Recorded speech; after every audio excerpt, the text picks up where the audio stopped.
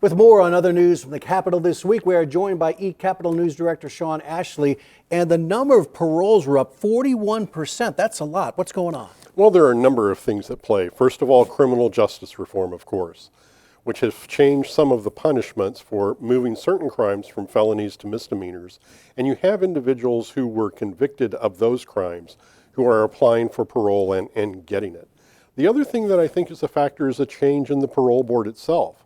Of the 5 current members, only one of them was there under the previous gubernatorial administration, that of Governor Mary Fallin. That board itself was a little more likely to grant parole than its predecessor. So we're seeing a change and a move toward this reform that's allowing more people to get parole. A lot of discussion this week about who's responsible for the cost and care of transporting mental health patients. That's right. Usually this falls to the local police department or the local county sheriff's office, who have officers who make these transports from their communities to mental health facilities, usually on an overtime basis. So it's rather costly for those jurisdictions. What the Senate Public Safety Committee was looking for is a possible solution to that.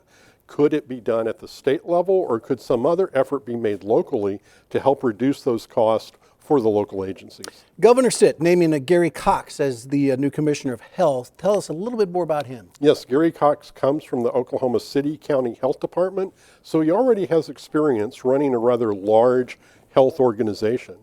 I think interesting as well is that he served on a task force appointed by former Governor Mary Fallin when the health department got into trouble in late 2016. He was one of those people responsible for helping right the ship and make some recommendations. So he's already seen the insides of how the department works. One more for you. Attorney General Mike Hunter warned this week about these at-home rape test kits. What are his concerns? Well, he has a number of concerns. First of all, on the legal side, there's the chain of custody issue.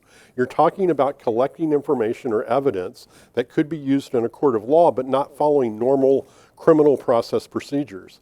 The other issues are related to health, as well as the fact that these kits cost money, but someone who is the victim of sexual assault in Oklahoma can be directed by their local law enforcement agency to a hospital or clinic and receive that same evidence gathering and treatment for free. That's good to know. Thank you, Sean. You're very welcome.